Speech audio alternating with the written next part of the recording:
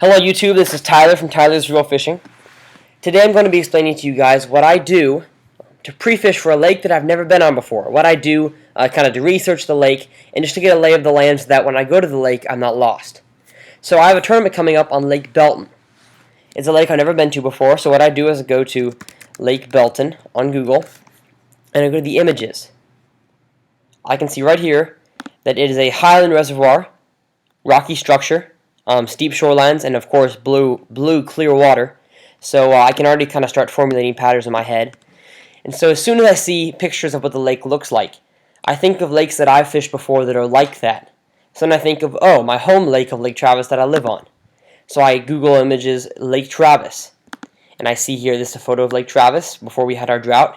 And this is kind of what Lake Travis looks like. You can tell deep, clear blue water, rocky shoreline. So the techniques that I use for both lakes are probably going to be somewhat similar. I'm sure they're slightly different than each other, but I think the same general patterns will work on one lake that will on the other. So the next thing I do is I go to Google Earth. Here, you can really get a good look at what the lake is like, and you can really zoom in.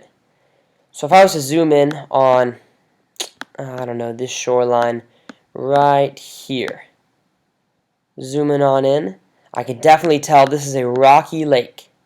So I'm starting to feel good about this lake because it's really close to what I fish on Lake Travis. But as I start to go down the shoreline, what is this I found here? There is timber, there's trees. So I did some research, and all these trees here were flooded when the lake was created, and they're all standing timber, big cedar trees, just like Lake Fork or Lake Falcon. So I kind of have to change up my patterns a little bit because there's trees to deal with. So I can go back through time with Google Earth. A lot of cool things you can do with Google Earth. So next I go to Navionics. This is a thing you can get for your electronics on your boat, and it just has topographic maps of each lake you're going to fish. So I just kind of look around and see, right now we're in a late summertime pattern, so the fish are probably going to be stacked up on main lake points, really close to deep water, and they could be in shallow water, but they're going to be close to deep water access. So that's what I do next. Then I go to the fishing forums around Texas. I kind of go through these forums here. This is the Texas Fishing Forum. And I kind of go around and see if anybody's posted anything about Lake Belton recently. And I see, look at this. Need boats for fishing for freedom and fishing for freedom Lake Belton. This year is a tournament for, a benefit tournament for soldiers where you take a soldier out for a day and fish a tournament on Lake Belton every year. So I just kind of read around, see what people are saying. Maybe they'll give some tips if you comment to them. Maybe private message them. Some guys are stingy and they won't give you any tips, but definitely a big thing that I do is ask, because if you don't ask, you won't receive. So I definitely ask around these forums, see if anybody knows anything about Lake Belton. Then I'm going to go to Fishing Lake Belton on Google.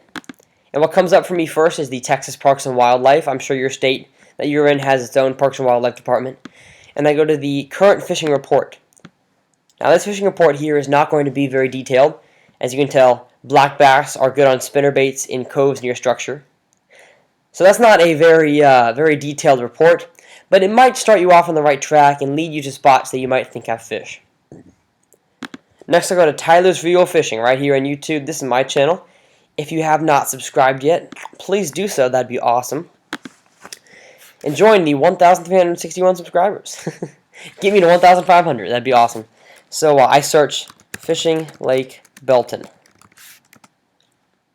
And I see the Fishing Crazy Show, Southwest Outdoors Report, the Texas Team Trail. All of these are great TV shows. These two here are TV shows, and this is a segment of a TV show.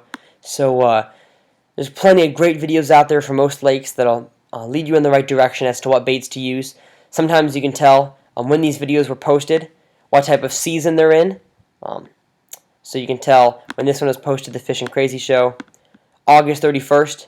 So this tournament probably took place sometime in August or earlier than that because they have to edit the TV show. But definitely look around YouTube. I think it's the greatest tool for finding out where fish are. And lastly, go to LakeWire.com.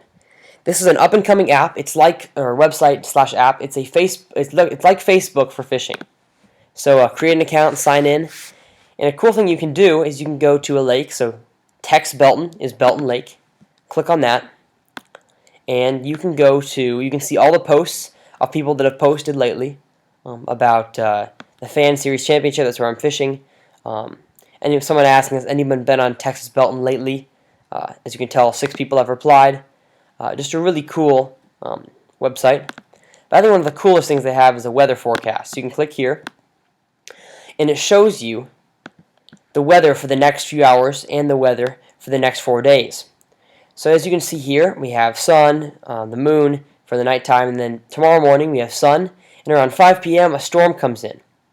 And so you can see the wind changes directions right with that storm, changes from the north to the east all the way to the south really quickly throughout the night. So if you're night fishing, you can definitely tell which direction the wind's going to be changing. We have a barometric pressure forecast, a temperature forecast, and humidity forecast as well. So all these things will factor into where the fish are and how the fish react and how they bite. So this website is definitely a huge help for me as the tournament closes in the next few days. Coming up to the tournament, I definitely check this website a few times to see how the weather is. So I also call people leading up to the tournament. I have a lot of fishing guide friends and adult friends that fish Lake Belton, and so what I do is I'm going to call them up and ask them, how the lake has been fishing lately, especially guides. If you have a guide friend that guides on that lake, it's going to be a big help to you, because maybe he won't necessarily give you his exact spots. A lot of times they won't, but they'll a lot of times be willing to share, especially with high school kids. Their techniques that have been working lately, and they can help you a lot when figuring out patterns for your lake. So that's what I do to pre-fish for a lake that I've never been on. So I hope you guys enjoyed, and stay tuned for part 2 of this video, where I show you guys my pre-fishing, and then part 3 is going to be the tournament itself. So thanks for watching. Don't forget to rate, comment, and subscribe. See you next time.